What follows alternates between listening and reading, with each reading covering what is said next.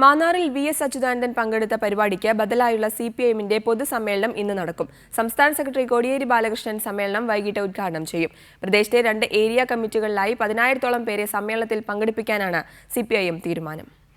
ദേശാഭിമാനി സ്വയം സഹായ സംഘം മാന്നാറിൽ സംഘടിപ്പിച്ച പരിപാടിയിൽ പാർട്ടി വിലക്ക് ലംഘിച്ച് വി.എസ്. പങ്കെടുത്തത് വിവാദമായിരുന്നു.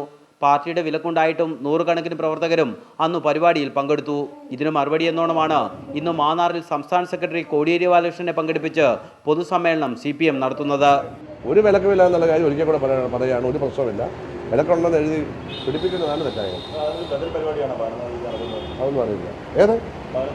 ബദൽ പരിപാടി അത് ജനങ്ങളോട് അതിൻ്റെ പ്രശ്നം പറയാൻ വേണ്ടിയാണ്. എന്താ പാർട്ടി നയം ഇത്തരം അത് പറയാൻ വേണ്ടി അത് കോടിയേരിയാണെന്ന് പറയുന്നത്. അത് അവർ സംസ്ഥാനത്ത് ചർച്ച ചെയ്തിട്ട് വന്നിട്ട് പറഞ്ഞോളൂ. വി.എസിന് വിലക്കൊന്നുമില്ല. എന്ത് വിലക്ക് വി.എസ്. കാലപ്പടിയില്ല. ഒരു വിലക്കുന്ന പ്രശ്നമില്ല. മാന്നാർ ചെങ്ങന്നൂർ ഏരിയ കമ്മിറ്റികളിൽ നിന്നായി 10,000 പ്രവർത്തകർ ഇന്ന് നടക്കുന്ന സമ്മേളനത്തിൽ പങ്കെടുക്കും. മാന്നാറിലെ പരിപാടിയെക്കുറിച്ച് അന്വേഷിക്കാനായി ജില്ലാ കമ്മിറ്റി നിയോഗിച്ച കമ്മീഷൻ തെളിവെടുപ്പ് തുടരുകയാണ്. അതേസമയം പാർട്ടി അറിയാതെ ഈ മാസം 26-ാം തീയതി വി.എസ്. വീണ്ടും ആലപ്പുഴയിൽ എത്തുന്നുണ്ട്. മുഹമ്മയിലെ ഒരു വായനശാല കെട്ടിടത്തിന്റെ ഉദ്ഘാടനമാണ് പരിപാടി. ഇത് CPIM വിലക്കിയിട്ടില്ലെങ്കിലും സംഘാടകർ പാർട്ടിയുടെ കർശന നിരീക്ഷണത്തിലാണ്. റിപ്പോർട്ടർ, ആലപ്പുഴ.